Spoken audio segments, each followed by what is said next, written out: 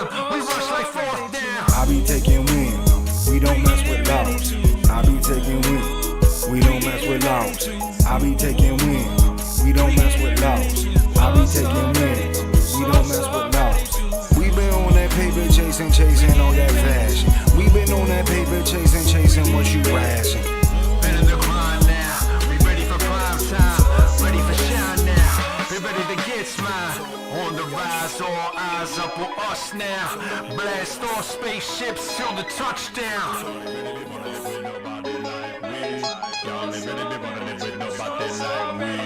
Energy level on high, put that trouble on fire. Double it down, I'ma spit it around. Click, clack, boom, we the best in town. Energy level on high, put that trouble on fire. Double it down, I'ma spit it around. Click, clack, boom, we the best in town. I started off the lowest point in life, though. I started off the lowest point in life, though. I started off the lowest point in life, though. I started off the lowest point in life, though. I started off the lowest point in life, though.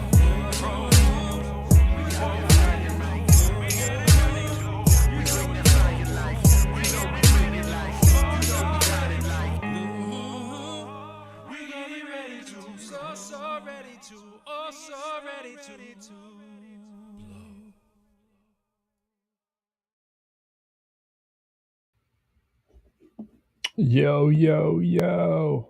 Let's get this thing. Let's get this thing the way it's supposed to be. I don't know why Restream wants to give me the phone setup. They want to give me the phone imagery, right? And it's crazy because I don't want that. And it won't let me go back to normal. I'm like, what? What? But you know, it's something different. I rock with it. You know what I mean? I can rock with it. It's not gonna slow down my stride, you know what I mean? But it looks like I'm coming to you on my phone a little bit, and I'm really not. I'm not coming to you on my phone, but it's cool because you know you can just blow up the page, and that's cool. Speaking of blow up the page, we're gonna have C-Steeze in the building tonight. We're gonna blow up your page. We're gonna blow up C-Steeze page. That's what we gotta do because when C-Steeze is in the building, that's what we gotta do. So it's crazy. I've never had this on phone mode before. In fact, I hit it by accident and didn't even know it was a thing. So I'm really interested to see why I can't get it back to normal. So I'm dealing with it. You know what I'm saying? I'm doing what I gotta do. And it's funny because when you shift down to half screen, it just shrinks it like that. You know what I mean? So I'm not sure. I'm like, is that okay? That's kind of cool. I guess it makes it feel homey and comfortable. Speaking of homey and comfortable, we're chilling on the ProQuo Show, and the ProQuo Show, for those of you who never tuned in before for whatever reason you may have for not doing such a blasphemous thing, but is really an outgrowth of the duo ProQuo, which is me and my man Quo. Quo is usually working at this exact time, so it's more of like the pro show these particular hours, which we've been trying to keep until his thing resurfaces. We had him up here about a month ago, doing the ProQuo Show with me, but it's a tricky time for Quo. But we like the time. We don't have too many that we can pick from, and so we run it here. And if you haven't heard us before, we're just a duo from Massachusetts. I now live in the DMV. I'm in Alexandria, Virginia, specifically. I work in DC. Speaking of DC, we got my man C-Steeze up here tonight. We're gonna bring him in, and he will probably be able to speak to lots of the craziness in DC. In fact, like there were more shootings in DC last night. If you're not from out here, it's kind of crazy. It's kind of wild. I believe shootings up 13% from this exact same time last year. We're very early in the year. You know, it's a dynamic issue to say the least. I was watching the news this morning. I was listening about one of the shootings, and I heard about another one. I heard it was a dude in an unrelated one. There was a dude who got shot who was filming a crew, you know, there to cover it, and the dude who was filming it got shot, and the reporter covering it died, and the guy behind the camera lived and was telling about it. it's just crazy. I mean, some of the stuff on a national level, gun violence issues that are related to guns, and I've seen a few people address the topic and talk about, why is it only in America? Because it's not really like this in other countries. If you travel, you read about what's going on in other countries. It's not. This is a United States phenomena, and one of the reasons is the United States is ran like a business, right? And so whatever is profitable is what we have as policy, right? It's bottom line. You could come up with all kinds of excuses and this, and it's this people and it's that people. At the end of the day, if we wanted to fix the problem, we would. But because of the bottom line, one of the main reasons that I believe that we've never really seriously addressed the problem and never really done anything other than band-aid efforts to fix the issue. So bottom line is dollars are more important than lives. Whenever you have a country that's rooted and steeped inside of the dollars first, you're going to have implications like those kinds of things. And we look at it like common sense people and go, why is this? I mean, we're not tied to that industry unless you specifically are tied to the industry of guns. You would look at it like a crazy person, like a person from Mars coming in would look at this and go, how is this possible? When you look at the amount of guns that there are in the United States, of course you're going to see the incredible amount of shootings that we have, especially when you promulgate those guns in areas where there's high stress, low employment, low opportunity, the feeling of hopelessness and despair, and like I said earlier, stress with only traditional ways to lower that stress level, which sometimes aren't the healthiest, as other communities may have access to. It's a recipe for disaster. And as long as the country is typically segregated as it is in Boston, as it is in DC, you can literally point to neighborhood and say, that's where those people live. That's where those people live. Segregation is increased largely. It hasn't decreased, popular to contrary opinion, in a lot of our urban areas. And so whenever you're able to literally say, the police can say, yo, this is the hot zone right here. We know where it is. So we know where the problem is, but nothing is being done, right? It's ripe for disaster. And so the United States is sort of a test market for that. But if you don't have people in power and communities of power having to deal with the problem more so than others, nothing gets done. And even what it does, even when we see random school shootings, we still don't see the kind of outrage that you would expect on a nonpartisan basis, right? So it becomes a partisan issue where people are tied to lobbyists and people are tied to income and people are tied to nonsensical reasons to have things continue in their community. So we will get into some of that with C-Steeze. Typically what we tend to do when we up here is we tend to be able to talk about a range of things that are happening, right? Like I was taking a peek at what's happening in sort of just the hip hop world, right? Future reportedly launching medical marijuana brand. All right. That showed up. I was checking out some hip hop news earlier, right? Reading about the news or so-called news, and most of the news that's in hip hop is not news. It's just masquerading as news because there's nothing else to write about unless it's somebody passing away, like we talked about last week, De La Soul. We obviously know about that. And a lot of the stuff is bait and switch. It's kind of like, let's grab your attention with the shiny object. But, Nicki Minaj previews new single that samples 2000's hit. Is that really news? Right? Future reportedly launching medical marijuana brand. Is that news? I guess so. But when we see things like Young Jock explains how failed 2 Chainz collab hurt his relationship with Quality Control's Pete. I mean, it's like, okay, are these issues? Drake and 21 Savage go cruising for love and spin about you visual. All right, it's just like the same old. And then most of the stuff that you read on a lot of the hip hop sites, it tends to be very lowest common denominator kind of news that's up here. There's this silly stuff with, I don't even want to get into it. I mean, I don't even want to give it any more attention than it needs to be. But my point on the larger issue is like what we talk about as news.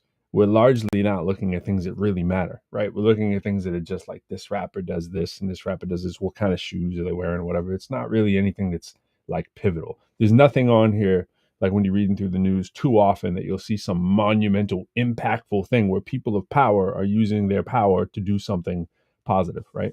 Or not even necessarily positive, just using their power to put themselves in a better place and put on the people that are in a better place, right?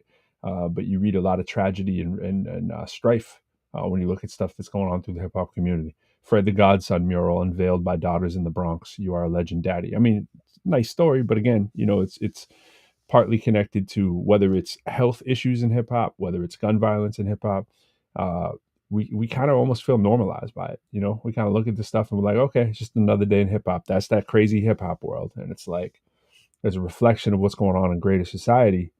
But at the same time, we get normalized to hip hop not really having a voice that actually is utilizing its platform in a way that it could be, or in a way that people with similar platforms would use that leverage to their benefit. We largely have a disconnected and chaotic kind of atmosphere when you speak about like what's happening in hip hop culture, with no central kind of leadership, if you will, right? It's kind of everybody for themselves. At least it feels that way. We see movements in areas of the country that somewhat will have a movement. You'll see people putting on people in just sort of the music lane, and maybe sometimes that spins out to a couple companies that are spin-off corporations or whatever, and people can get on. But largely, you see this disconnected kind of thing. And I heard Mos Def speaking on it on I think it was on Instagram. I saw it. Mos Def was speaking about battles, and he was talking about sort of like the whole masculinity, bravado, like, I beat you up, you beat me up kind of thing in hip hop. This competition thing, right? And he was talking to the point, I don't know if anybody saw this, but he's speaking to the point. He's like, I'm not really buying this whole thing. We need competition in hip hop. Like, we must be gladiators. It's like we're kind of following something that's been predestined for us to buy into.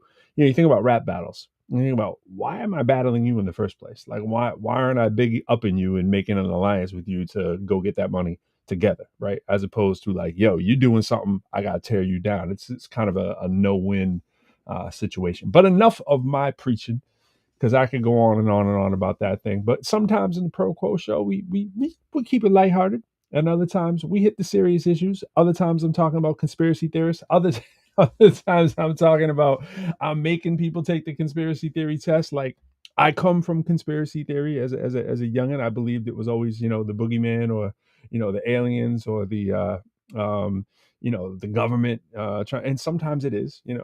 But the wiser I get, I like to think that I like to look for a root cause of why something's actually happened, as opposed to smoke and mirrors, right? And just actually finding like what's kind of logically happening.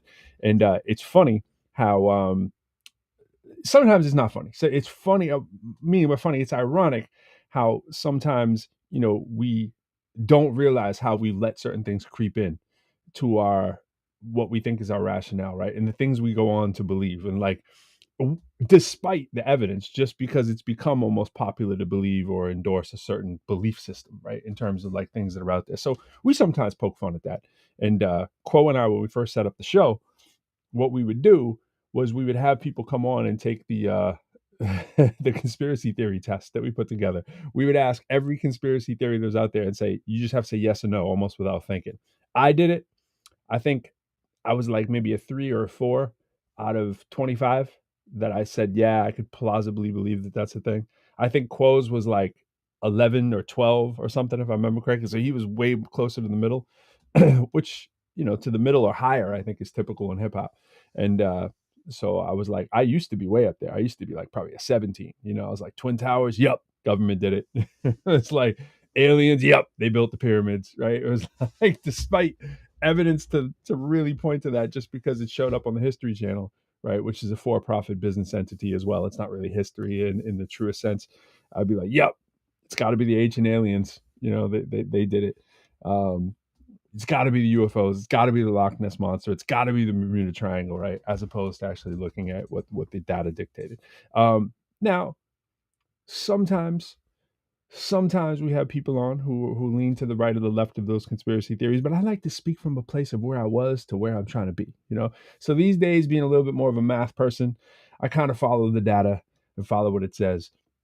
And for the life of me, when I follow the data in certain issues, like the ones we're speaking to, gun violence or whatever, how can you not come to the logical conclusion, right, that there is a proliferation of guns in our society, that we are the country with the most guns in the world, right? Therefore, it's rational to conclude that we're going to have the most death due to gun violence, right? Like, this isn't hard, right? And especially when companies stand to gain a profit from this, right? Not hard at all.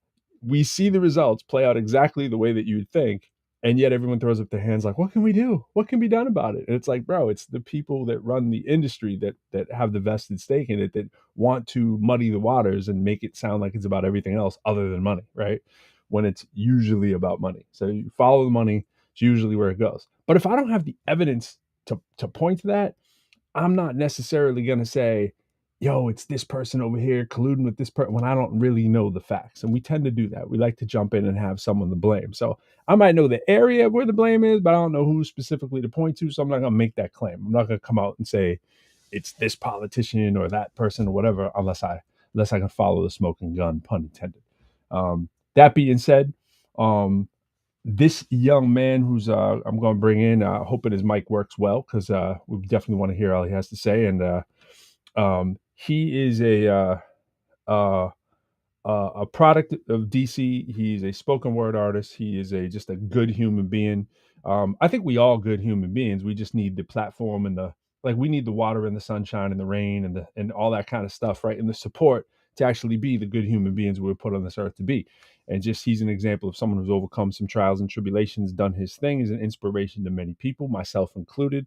And I've watched him shine. I've watched some of the trials, some of the tribulations, and I'm excited that he has this new project out that he's hopefully going to tell us about, because at the end of the day, what it is very righteous. So with no further ado, C-Steeze is in the building. What's good, C-Steeze? What's going on, Mr. Lyrical? How we doing?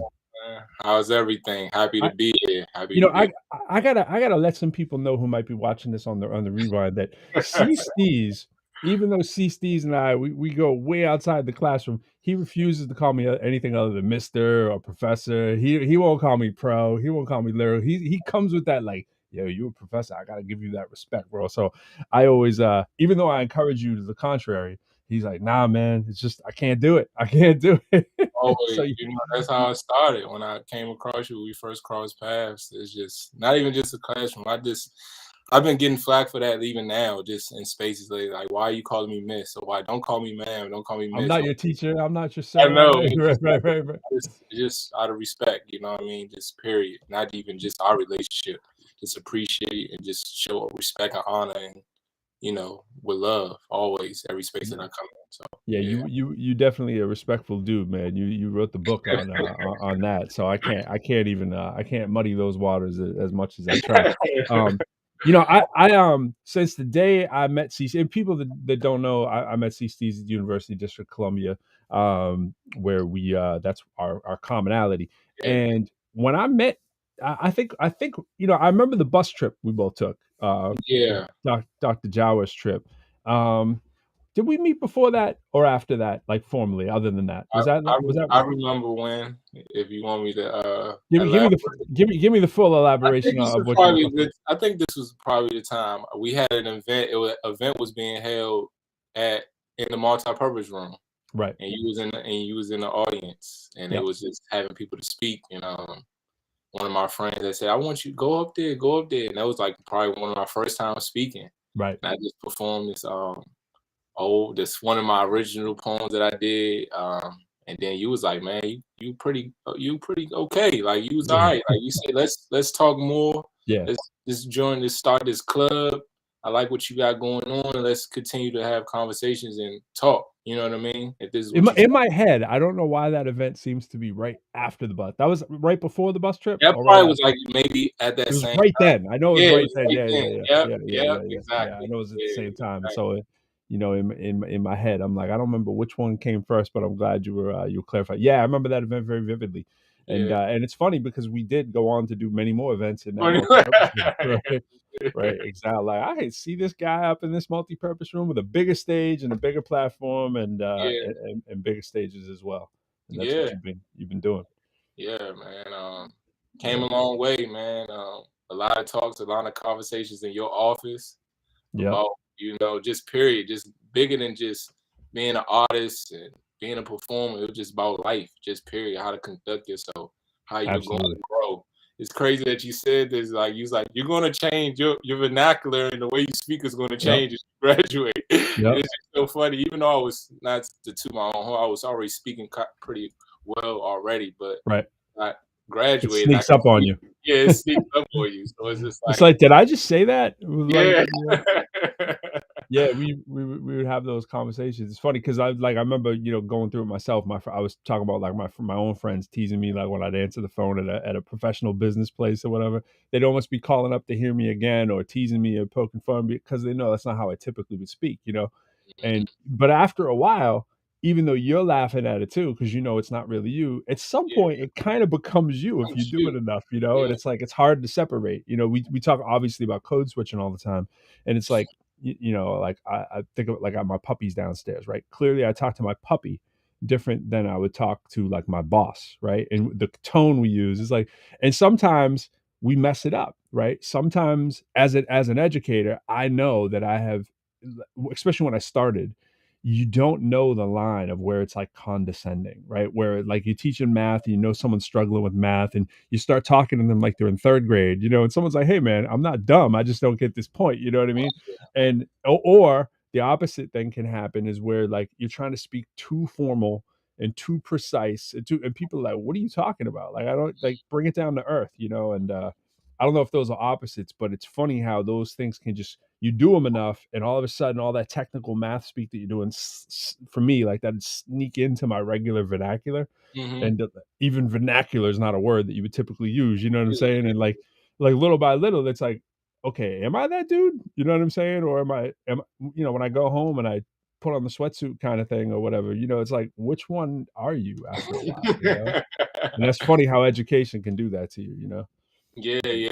That's a great point. I definitely grown into this. Like, definitely, this was not me. Like, Right. just to let people know, name is Christian Sutton. Also, stage name is C-Steeze. From Washington D.C., like Professor Mr. Ploy said. Graduate of University of District of Columbia with my associates and bachelor's, and will be furthering my education pretty soon. Hmm. Just a person that just looking to always fill in a void, to assist and add value to others. I grown into this. I was a person that came from special education, man. Hmm. Where teachers didn't have the proper care and attention to take the time out and patience with me and other people that was in my classes. Was it partially my fault? Yes, I take accountability for that. But I also know when people are just there to just do their job or just check off a box and keep it moving. So I definitely grown into this. I wanted to change my way of life, my lifestyle, learn more, educate myself, and be around like-minded people, challenge myself. So me being at this point, I'm not already made it yet, but it's still a shock to me. So that's why I always just be a testament every day that you can be what you want to be, what you desire to be. It's going to take sacrifice. It's going to take discipline. It's For going to sure. take challenging yourself and putting yourself in those circles that people are the opposite of you. But the opposite is something that you probably are intrigued by to want, so you can become, Right. can help you out, strengthen your weaknesses. You know Hmm. what I mean? So yeah, Yeah. man. Wisdom. Yeah. When you talk about some of those office visits or whatnot, a lot of students who would come into my office would come in because I'm the last office right before the dean's office, right? And so people would usually be venting, right? Yeah, They, yeah, yeah. they'd be coming in to whether it's complain about faculty or staff or another student maybe, or vice Yeah. versa. You got faculty coming in and going, "Oh my gosh, can you believe what the student did?" Or faculty or staff, but it was like the safety zone before you Yeah, wanted to it go, was, it yeah. was. And Office was that. It was definitely that, because you had everybody coming in there for some type of reason, all like, day. Yeah. all day, and I All was day, just, and people be yeah, like, "Well, he must be someone who knows something because of where his office is located. Let me go check if he knows." And before you know it, people, see all the stuff on the walls, and they'd be hanging in. It became like a therapy lounge, and I would say that quite often. Like I would become, without knowing that would ever yeah, happen. I didn't think about that when I was first got the office, right? I would notice that students would start coming in, even though my role is faculty development, right? And so I think probably there were more students who came into my office than actual faculty, right? Which was always crazy for me because I wasn't teaching many classes. Like I never had you as a student. You know what I'm saying? You were in my office every day and people go, "Yo, you're a student." And I'd be like, "Who are they talking about?" And they were talking about you, And I was like, I was like, in the big picture sense, okay, my student, like I work here, I'm a professor here too, and he's a student, but it's like you ain't in my class, so Yeah. people always assume like we had mad classes together, and Classes together. Yeah, I was yeah, like, yeah. nah, I never had C-Steeze, man. I never had C-Steeze. And that was a common thing, though. That was a common Mm. thing. Yeah, Yeah. yeah, And that absolutely. just turned into a thing. It was just like, all right, just stop past my office. And we just started Absolutely. Yeah. communicating. And shouts to of course to P.S. Perkins, who kind of Shout out to solidified that bond as well Miss Perkins, man. through the artist collective as well. And we have P.S. Perkins on the album as well, on the ProQuo Yes, album. yes, She's on yes, that Final Fire, which yes. is dope. From when she was on here, literally, we took the audio from when she was on here. We actually put it into the song, and we were like, "Do we need to do it over?" We're like, it's kind of a cool vibe how she just did it. We'll make it sound all right and make it sound official. And so shout to her. And I mean, the work she was doing with what y'all were doing even before I was in the picture was just crazy. She's an adjunct. And for people that don't understand the term in higher ed, adjunct is part-time. You know what I'm saying? So you don't find very often a part-time person running a club that wasn't just the student club. That's a university-wide club. It's the UDC Artist Collective. It's for staff, faculty, and students. Some clubs are strictly for students. That one wasn't. And to take that kind of responsibility, I just kind of assumed she was full time when I first met her. And she was like, I think like the second day, she's like, "You do know I'm part time, right?" I was like, "Oh, I had no idea." I don't have the list yet of who's who. I think I was in that club in the first day, right? As soon as I found out there was an artist collective, Yeah. I was like, "Bam!" And shout outs to who we've also had on the show, Dr. Jowers Barber. Dr. Showers, yeah. She's like a lynch pin of information Patient, flowed yeah. through her, and just like a bedrock of DC as well. And a lot of Howard products at UDC, and she's no exception. And just really know people and just knew their vibe. It's like the second day I was working there, she was like, "Oh, I got to introduce you to," and this connects back to our story. Mm-hmm. She's like, "Oh, you got to come meet this other professor who raps." And I was like, and I'm thinking she's talking about P.S. Perkins. I'm like, "Oh yeah, I already kind of met her." And she's like, "No, no, no. There's this other professor that you got to meet." And she's like, "This is Dr. Sherry Ward." And I was like, "Oh, you rap?" And I was like, "Let me find out." She's like, "Yeah, I rap, blah blah blah." And she was like, "Oh, and I do TED Talks." Yes. And before I know it, she's putting me in her TED Talk, It's right? And and was you amazing, came, which was amazing, by the way. word, Great, and great you. lyricism at its highest level, man. Oh, Check it out. Check it appreciate it. out. But her thing in general was dope. My wife was there, you were there, Mm-hmm. and some people saw us and they were like, "Yo, Pro, can you do this other one over here?" And they were with my wife because my wife was working on TED Talks as well. But it's funny because it's like, again, people would assume incorrectly. And my wife had nothing to do with it. My wife was with someone else from a TED. I was like, "Yo, I'm going to a TED." My wife is starting to coach them a little bit. She's working with this team, right? Yes. And the crazy part is, I know we're getting off topic here, but Mhm. it's just interesting how it all connects. When I Yeah. moved here, the only person I knew was my man Doomy. My man Doomy was from Alexandria, Virginia. I've had him on the actually no, he's never been an official guest on the show. I got to get him on.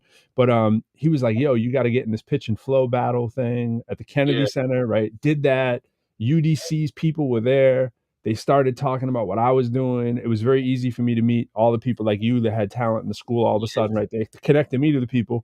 And Mhm. from that event, one of the dudes who was behind the scenes making that event pop, whose father was like a diplomat, right? Like these are people connected to the UN, right? And the UN sustainability goals, what that battle was about is a battle about sustainable companies that were profitable companies that were backed by a couple of big movers and shakers in DC that were putting together the State Department, putting together the UN sustainability goals, putting together venture capitalism, right?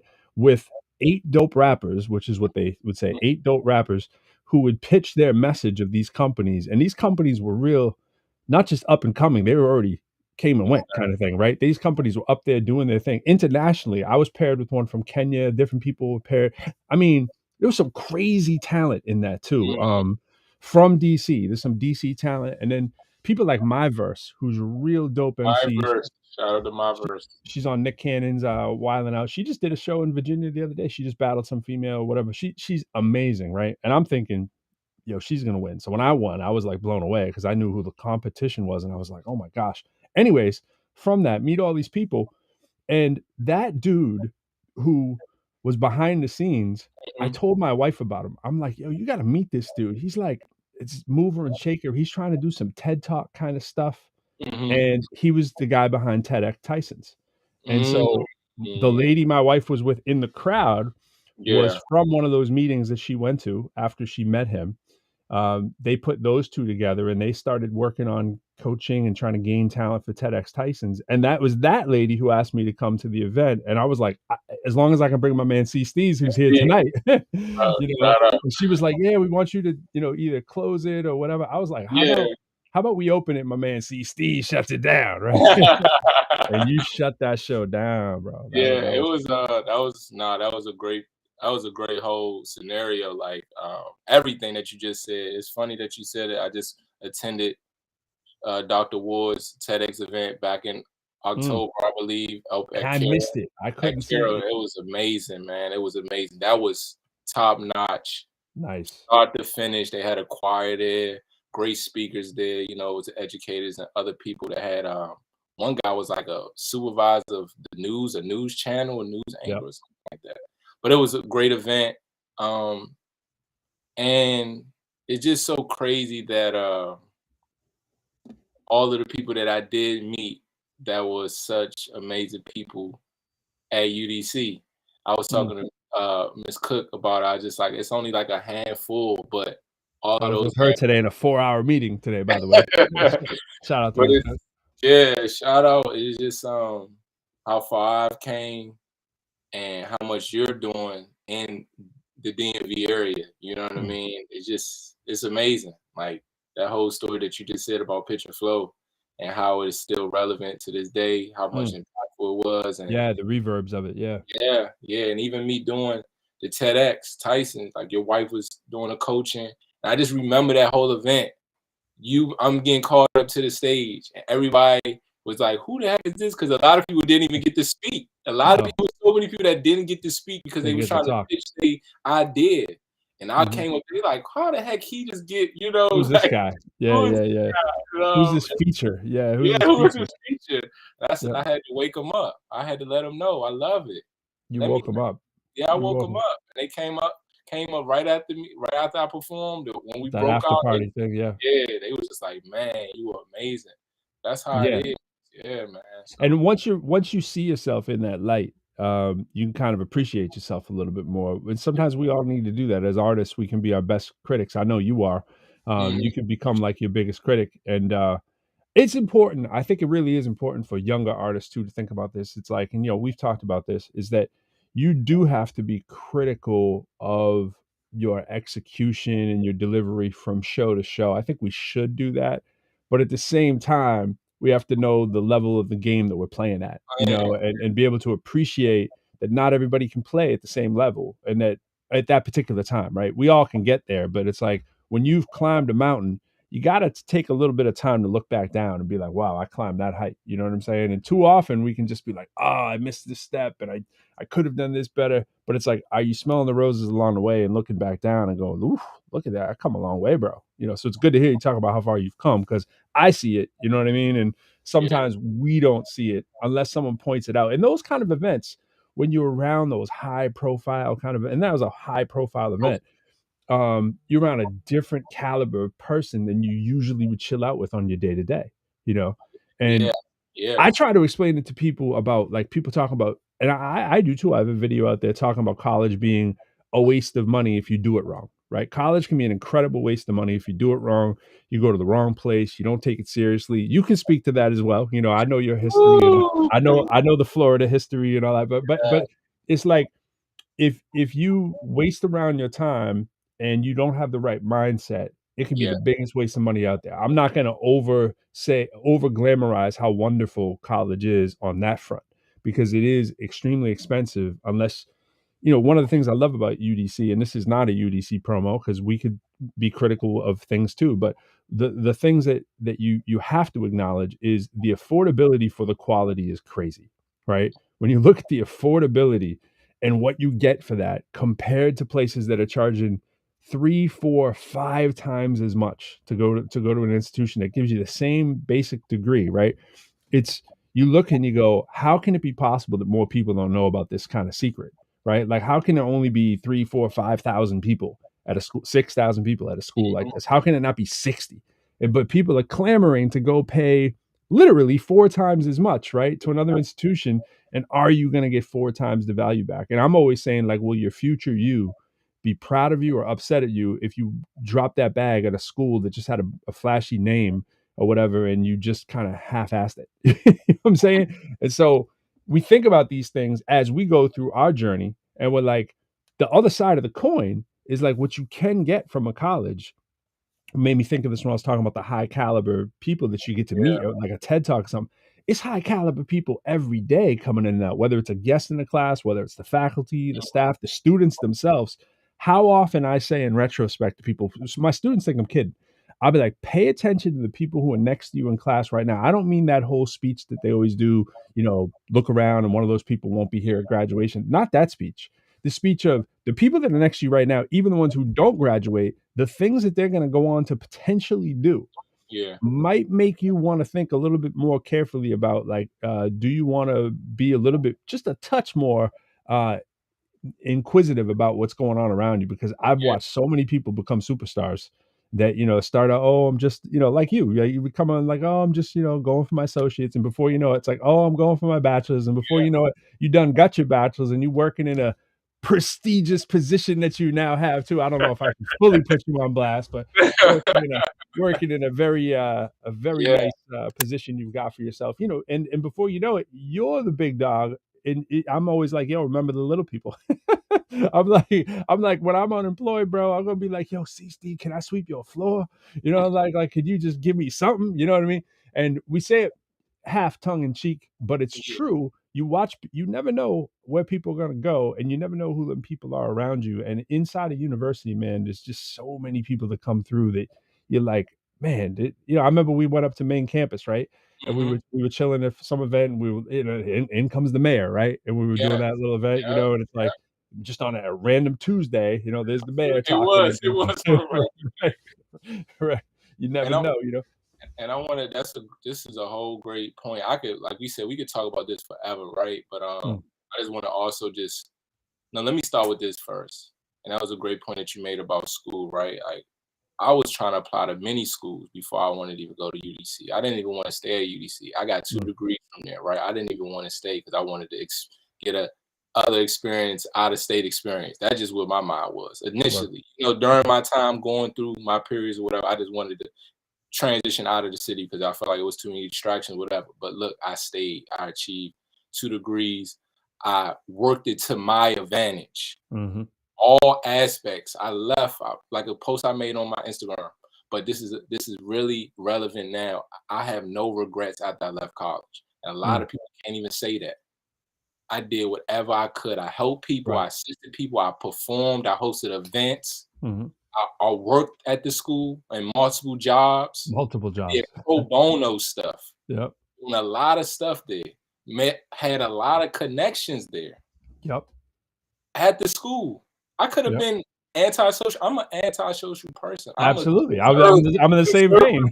Like, they're the same in that aspect. I'm not a social person. Right. So we need to go opposite of that, do a whole 360 and make an impact every semester I'm there. Connections every semester and still have strong relationships. That's how you do it. It's not about, all right, I got a degree from this college because it's more prestigious, or Harvard or Kentucky or whatever it may be, right? It's about how you use it to your advantage, how you sell yourself, how Ms. Ford always says, selling yourself. Man. Yeah, it's a flip. I mean, it's a flip. It's a come up. It's a flip. It's whatever word you want to use.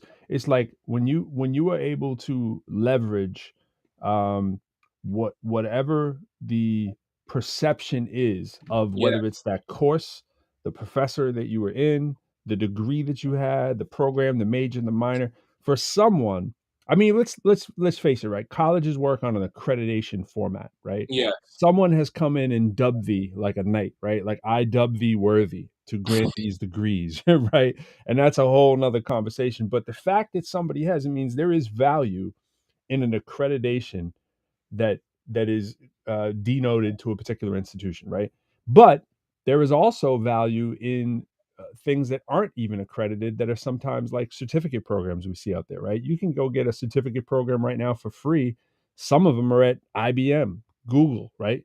And we see Amazon Web Service are out there. Like these things aren't endorsed in the ways that, well, they're endorsed, but I should say that they're it's not the same as the accreditation process, right? But all of those things have value in certain circles, and the job of I always say this to students is like the job is to find out where that has value and bring your value to the table and be proud of that value and speak of it confidently, not cocky, but speak of it confidently and say, this is what I know, this is what I've learned. And you're finding out what's the worth of that, and you stack it and you stack it, and you don't have to ever stop the process. You know, like you were talking about, like I will be continuing my education. It's like, yo, whether it's formal or whether it's just a credential. I mean, think about this right now. We could all be, if we just did a search right now on Google, we just go do a search of all the free accreditations that are out there, the free certificate programs. It's almost endless. It's almost endless. It's and not even exaggerating. There are just scores of things we can do to better ourselves, right? But Yes. we got finite amount of time, and so the journey and figuring it all out, the kind of the fun part, if you will, you know, is you trying to line the ducks up, figure it Yeah. out, figure out who comes into your circle, who's going to be someone that's going to help you maybe move your mission, right? And at the same time, hopefully you can help move their mission. That's it. You know, that's it. And that's where college has a lot of value because everyone, for the most part, has said by definition by being there, yo, I'm trying to better myself in one way or another. And that's the kind of people that you hopefully you want to be around, as opposed to people who are just grumping and moaning about it. Now, there's haves and have nots, and there is opportunity, and that's the other thing. Like, how is there equity in the process, right? And if there's not, what can we do to make it more equitable? But we certainly deal with that at UDC, where there's a community college entrance, right? It's public, it's state funded, right? But Mm-hmm. some places it's totally the opposite. It's closed doors, it's hard to get in, the admissions are ridiculous, they can Yeah. be selective and choosy, and that creates a perceived value as well, whether or not your courses are any more rigorous or any more, whatever the word is, challenging, you know. But you got to flip it in a way that makes sense in your circle and sphere of relevance and influence. So if you And don't, you're wasting your time. that's a great point. It's like, okay, just talk about the affordability. Look at if we just talk about DC as a whole, right? Look at the other surrounding schools that's in DC. That Hmm. the cost to attend the Ridiculous. university is Georgetown, bing, George Washington, Trinity, bing. George Mason. Howard, Hmm. Howard, Catholic University. Hmm. The Yep. list goes on. Not cheap. Not cheap Yeah. to go Yeah. there. So it's like, what are you really paying for? You're paying for, oh, the whole aesthetic or how it looks on the outside, like they're partying, they're having fun, and it looks lit there. Yep. But the goal should be get the education, get the Yep. connections, be around people that's going to better you, or you use it to your advantage. Because it's people that I know that's from Howard. That's people that I know from other colleges. They don't mean they worked it to their advantage. They just attended. They just Mhm. existed. They went to the Yep. school, whatever. Go through the motions. Yep. Those promotions. And I say yeah, go ahead. pimp college, bro. Pimp it. Just pimp it however you can. You know. I want to give a big shout out also while we on this call, man. It's been a minute since we talked, since we met. Since I met Mr. Ployd, man, he always try to work ways to give me shows, give me something paid, get me to perform. Mm. Like, I just want to give him his flowers. Like, he's always assisted in that, always challenged me, which I'm working to get out of my box. I don't put out content as I want to consistently because there's other stuff going on, but that's not an excuse. But he always was like, all right, what's your first line saying? Mm. Your first line is not commanding. Mm. If your first line is not bringing them in, then you need to analyze that. You don't want to do too much consolidation, which I do a lot of overthinking, but he just said your first line should be impactful. Mm-hmm. He's always assisted me in saying, all right, how can Christian or C-Steeze be a part of this thing I'm doing? Or is there any other compensation? Is it an honorarium for him? Which he didn't have to do. There's many older people out here that's still in competition, still want to be in the league. Mm. It's all about passing the torch. Yeah. I don't see competition. Mm. I don't see somebody better than me. It's a lot of pros that's doing great, but it's all Mm. about threading the needle, being impactful, being Right. inspiring. How do people view you when you walk in the room? When they see your content, how you come across to them? Mm. How have you changed their lives? That's what I'm about. I Mm. ain't out here to be the best rapper, the best artist. I work to be the best me, Mm-hmm. best Christian. I write with a purpose and intent, but it's about how many people can I impact with what I'm doing, whether it's in person or virtual. So that was the biggest shift for me. It was Mm. like I'm out here on the circuit a little bit, doing spoken word and public speaking. I'm out here impacting people on the front lines in my community. I'm out here in the classroom doing it. I'm out here Right. doing it here and there on spoken word occasion, but I always shut it down. Not to be cocky, I always had a standing ovation. But I was like, I gotta expand my message. Mm-hmm. How did I do that? So I'm saying I'm watching other people. I'm looking on Instagram. I'm looking on social media. How can I do that? I see everybody's utilizing TikTok. They're utilizing Facebook, Twitter, Instagram, YouTube. Right. And I gotta expand my reach. That's what I'm in the process of doing. So that goes for anybody. You gotta expand your reach other than in person. Because we're moving in that direction. And always thread the needle. How can you service others and add value? Mm-hmm. That's what I'm about. Mm-hmm. I don't want to be around you. I don't want you to be around me. To add value to me. I'm not saying I'm trying to be Right. opportunistic, Right. but it's about how can you make me better to think, challenge me? How can I help simplify my situation? And I'm still a work in progress. I'm not perfect, man. I'm still growing. I'm still learning. I'm still developing. I really coming from rags to riches, man. Mm. From being on the front lines, and like Mr. Poole said, I landed a job, which that wasn't even in my scope of what the whole offer. But you grinded just to get that job, though. I mean, you think about like I got a song coming out. Yeah. Actually, it's called No. Comes out in the spring, and the first line I say, they told me no at the interview.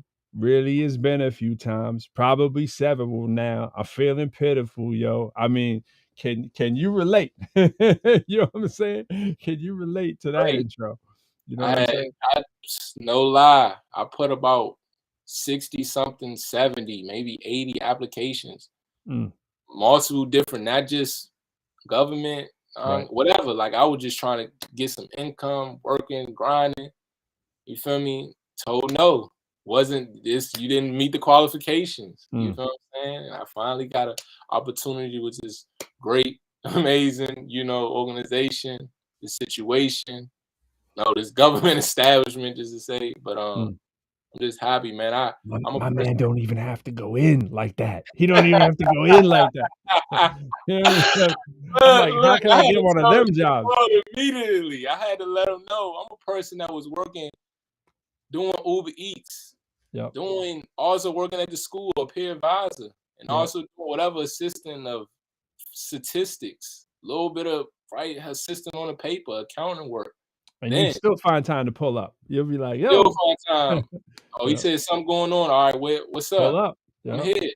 Yep. So You he's is. always, that's how our relationship is still cool to this day. We may not talk always all the time, but it's like he's always like motivating one another, putting me on game to stuff, me to look out for stuff, like just period in the future. Like I said, man, when you let me hear your album, I know we going a lot in, but this was like, I was like, man, Mr. Poole is really dope right here, man. When you let me hear that album and you was telling me how you was doing it in the car and you was grinding and you really got in Infinity, depth, yep. like real personal, like how you did that basically yourself, and you really got all these songs. And I was like, man, it's like me, like he's spitting from the heart. You feel what I'm saying? Like you always do, but I'm saying at that time you was telling me the backstory about that and how you had to transition, how you was working. You wasn't making so much. You was selling CDs, you was selling the copies. You was really getting it out the mud, and then you was letting me hear the tracks, and I was like, oh man, he really. Yeah, man. It's a different I'm bag. I'm attracted to self betterment, you know, because that's been my Yeah, whole story. And so whenever I see it from a I mean, you know, people talk about game, you know, recognize game. It's like self betterment. People that are about self betterment, you can see it. And I don't mean self betterment in the cheesy, strictly self help video kind of, you know, like yeah, grifters on this side. You know, you need to buy my program or whatever. But when I see someone trying to improve, it's hard not to want to help, because you think about, especially as an introvert, you know, you think about, I know how it is to not want to ask for anything, you know, and to not be comfortable asking for help, you know, and so you try to give it when you see it without waiting for people to ask, you know, and be like, yo, what in my little small influence could I do to help that? Because it's like, the thing is people mistake that. Like, they'll say, this is what I always want to say when people are throwing flowers at you, which you always appreciate, right? Is like, ultimately it is selfish in a good way, because it's like what you were saying. It's like, you want to be around people who are doing stuff, right? It isn't because you're calculating it out on a piece of paper and like, hey, wait a minute, if Christian's doing stuff, then what he's doing may reverberate back into my sphere, and boy, that will benefit me. No, we don't take it to that level. But what we do is we go, yo, I see the work that this dude is putting in. I'm putting in a similar kind of work, and I wish I had somebody to help me just a little bit to prop this up, or it could have saved me so much headache. And to me, that is exactly the same job as a professor or a teacher or an educator. We're just trying to say, yo, look at this calc problem right here. Do you know how long I screwed up this problem? You see me as smart, right? All I am is someone who is stubborn and who is dumb. like I was dumber than you, right? I was just really stubborn and refused to give up at it. And it's like, let me save you a little bit of that trouble and hardship, because I know that I'm not normal. Most people would have given up long before. The only competitive advantage I have is I don't quit, quit. right? I do not quit. Like, I am a long-term game person. I am not short-term. I am long-term to a fault. And you will, like, it's like Will Smith said this once. He said, you will not outrun Work. me on the treadmill, right? He's like, I will die on this treadmill. That's like my life philosophy. It's like, you're not going to outwork me. That's impossible. You know, it's like, you're going to have more talent than me. Yup. You're going to have, but in the long run, it's not going to look that way. And Exactly. so I just want to help the people that I know who aren't bred for that, and the people who are, because every now and then you find someone, you go, yo, like you go, oh, yo, this dude's willing to run in the rain and run in the mud and do whatever he's got to do, right? I want to help that person, because this person is less likely to quit. And if I spend my time investing in trying to help this person, is he going to throw it all away? That's Mhm, what we're doing. That's the calculation. It's like, C-Steeze is not going to throw away that opportunity. mhm. Whereas you see way more talent, way more than yourself, is sometimes in people, you give them a hand and it's like they waste it, you know, and they don't show up on time, they do whatever. And I'm like, bro, I've got limited resources to help, you know. I Yeah, got to choose wisely, you know, of where I can make an impact. And we do that in the classroom, we do that in community activism, we do that in just our day-to-day lives. And I think that's all it is. And that's what attracts each other. You know, you're like, yo, let me be around this person who's doing something, because there's only so many people I can do stuff for. And it's like, when I see that from a distance, I can't help but like be like, yo, what can I give you? You know what I'm saying? Like, right. and that's another great point. It's like, it's so many people that I know are talented, more talented than me, Right. all day, every day. Not just Right. from what I see on Instagram, but just in person, like Right. other poets or whatever like that. But I have to know myself, right? Like, am I trying to be the greatest poet? I Mm-hmm. say that to myself just as confidence, as self-esteem, building me up. But Mm-hmm. my thing is just like I said it prior, like to be most impactful. Right. That's my thing. Like, I'm not trying to be the best. Like, I feel like competition just breeds division.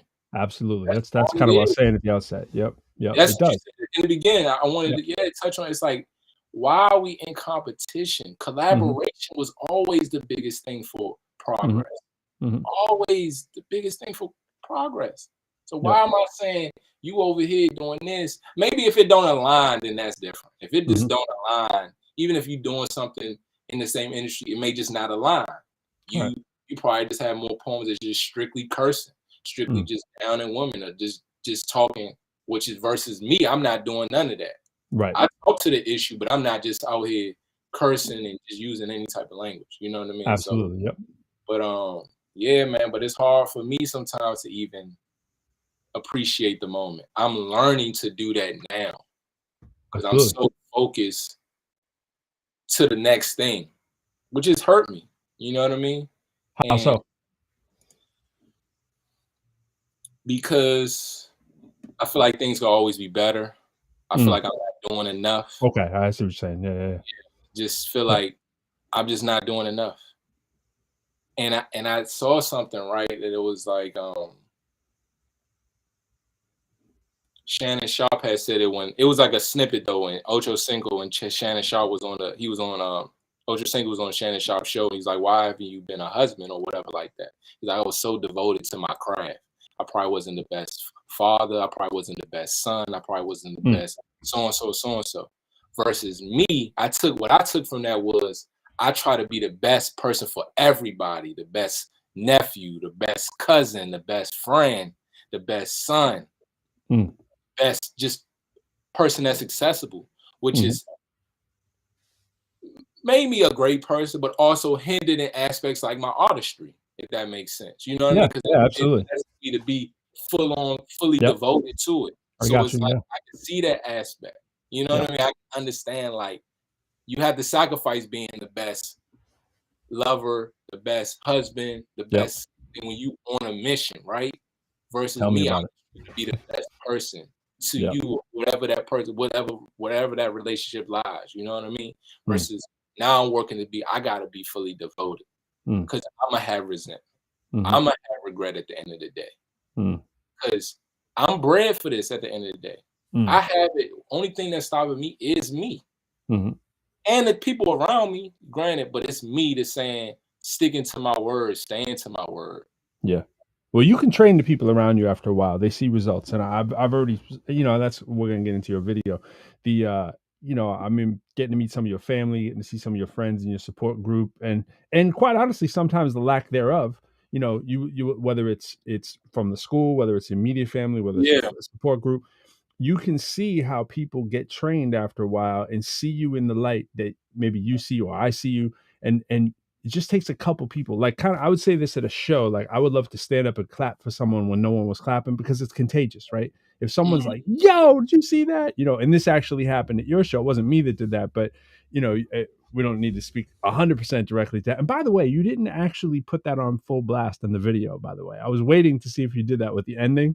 You kind of only showed the standing ovation, but you didn't give the whole. I mean, I just think the whole story is ridiculous. I'm not going to put it all out there, but it's just the whole way that happened to me was just amazing. And on one hand, I was like, is bro too humble to put that in to actually show, or does he just want to keep it organic, and just kind of, but that's a whole nother story. But the thing is like, I watched how people's perception of you started to align with more the way I would hope that their perception of you would have been on the outset, right? It's like, do you not see this brother? Do you not see him the way that like he should be fully seen, And it was like similarly at that TEDx talk, like that's the you that I knew that quite honestly, I felt like you needed to see, you know what I'm saying? In that light, or people being like, holy mercy. I mean, that's there, you don't, but it's like when you on that bigger stage and people are really throwing you the flowers, it's like, oh man, that's motivation to go on and do it. And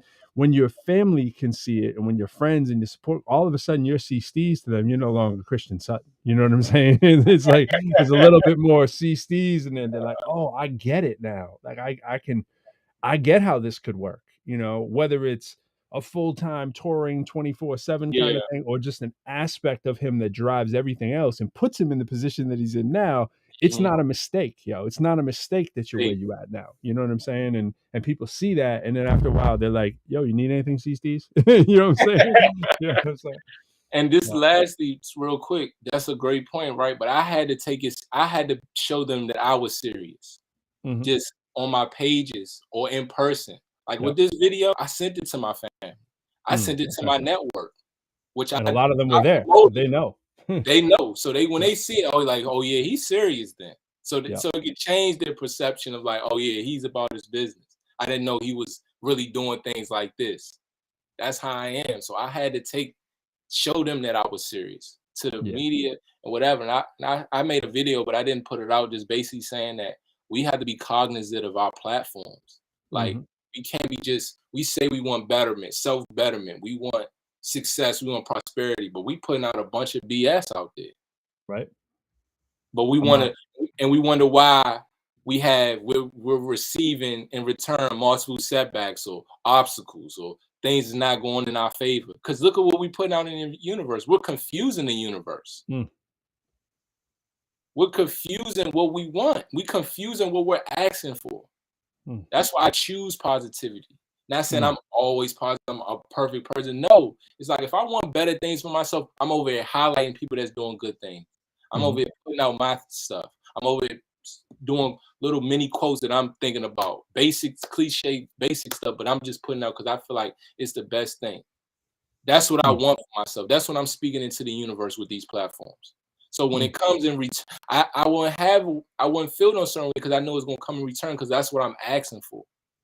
But I see a lot of things on social media that people say they want certain things, and then the next follow-up post, it's a meme that's not even in line with what you're talking about.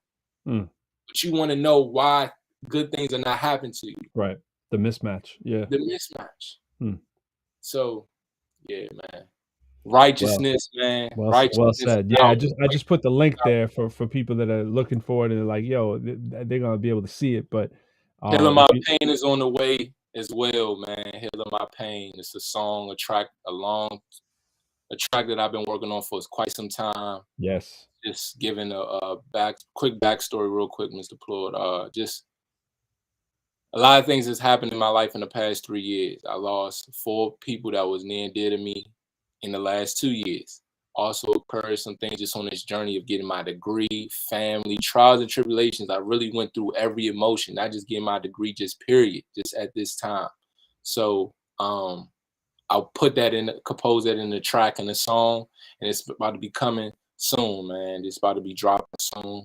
Hope to be on here again. It's a powerful joint, bro. It's powerful. So I don't even think I've heard the finished version of that. Yeah, but the video is gonna be more impactful, man. So I'm over here chopping it up as we speak, trying to get things aligned for that. I'm working with a videographer for that. So yeah.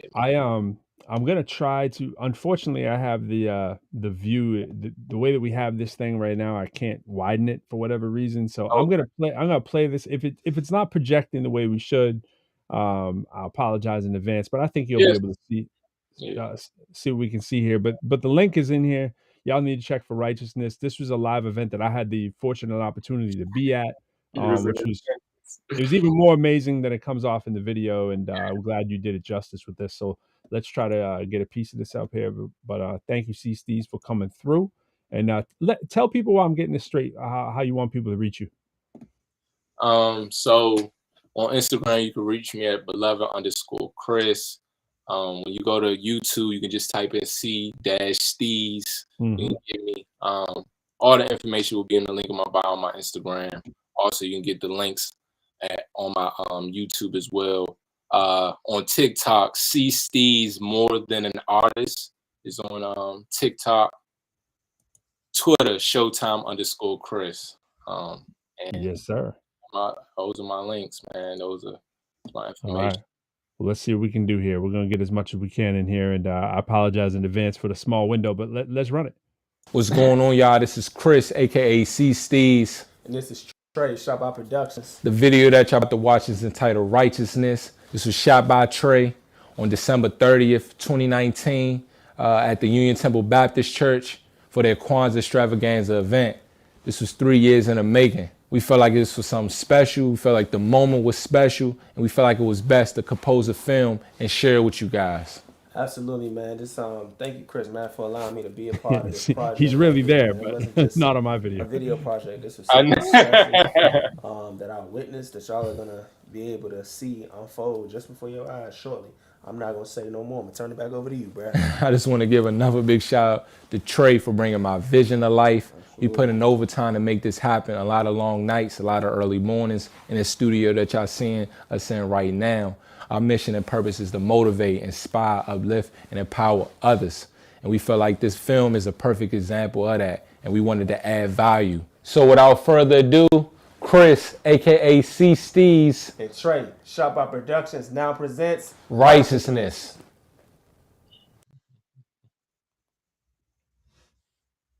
Our Father, who art in heaven, hallowed be thy name. Thy kingdom come. It's really centered. That will be done on earth as it is in heaven. Give us this day our daily bread, and forgive us of our trespasses, as we forgive those who trespass against us. Lead us not into temptation, but deliver us from evil. For thine is the kingdom, the power, and the glory, for forever and ever.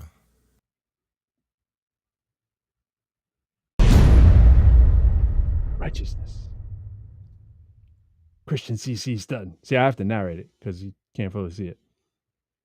And you know what I'm going to do, C-Steeze? Right after we play this, I'm going to share a link right on all of my same socials of this in full without this thing, without the crazy part here.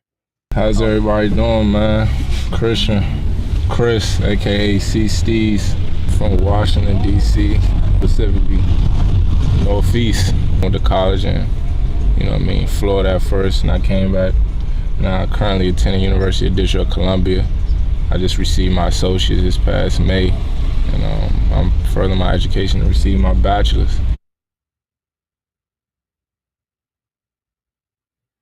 On our way to that Kwanzaa 2019 event, I made this piece entitled Righteousness. It's about the 7 principles of Kwanzaa, what it means, what does Kwanzaa represent, and then everything about it, like the black culture, like what does it stand for.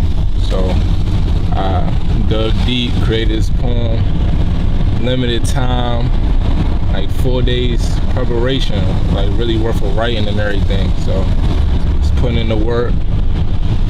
Should be something phenomenal. It's gonna be amazing.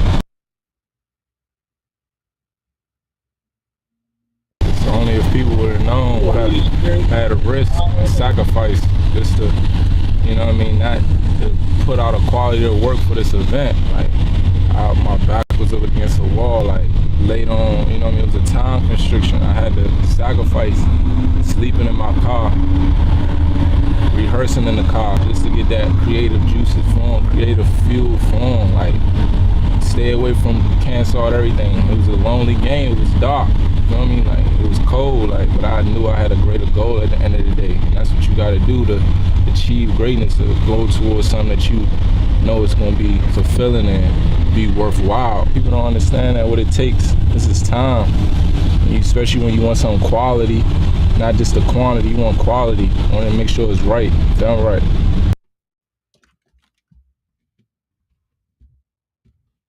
I feel like it's gonna be a special day. It's all together. I always just look back and just reflect and to be like, oh, I'm a performing artist, a spoken word artist. Like, I didn't ever see myself performing on a stage, being in front of people. When I perform, it's not to satisfy me. That's not the driving motivation. It's to see the response, the feedback, see people coming up to me in the street or right after my performance, like, that was really the best thing that I ever heard, that really inspired me, that really motivated me, like, and changed their lives or changed the way they perspective on life. And to see somebody that can really get them up, evoke them to do something better, or have a mindset to trigger their mind towards a positive thinking. I'm going to run this up closer to where you get on, and then I'm going to play the thing in full widescreen right after we dip here. I'm continuing my education to receive my bachelor's in business management. So big shout out to everyone that came out to support me tonight, all my family and friends. UDC family, shout out to Ms. Greenhouse for allowing me, granting me with this opportunity. Give a hand for yourselves one more time. So I had composed this poem that's entitled Righteousness. So it's about what we all here for, what it represents, what it stands for, what's the meaning of it. And y'all ready to hear it? Yeah. Y'all ready to hear it? Let's go. All right, we'll go something like this. I had to wash away those bad habits before I can live a life of purity. We live in a world that's infested with self-entitled, opportunistic, selfish, and what you can do for me, foolery. Those LA riots and racial attacks amongst blacks spark ways to take action to regain power and togetherness back within our African American communities. We must demonstrate cohesion and stand together if we ever want to get back to where we used to be. The underprivileged youth is who I do it for or who I give hope to. Who knows where I would have been if I didn't pick up the pen, started sharing my story, and becoming more vocal. I give less attention to the popularity, likes on social media, currency and capital, you know, those monetary totals, and care more about being the best person I can be. Delivering a positive message, impacting others, all while remaining upstanding and noble. Yes. And you're already getting the feel right there for what this video is all about and the power of that video. So we're going to run this in full. I'm going to close this stream and reopen one for everybody watching. This will pop up in about less than a minute of the full thing. So I'm going to shut this down right now. Thank you, C-Steeze, for coming through. If you want to hang out, you'll be able to see the other one too. I'll send you a link to pop right back in, but I'll just let that play. But I just want to make sure people can see it in its full glory. So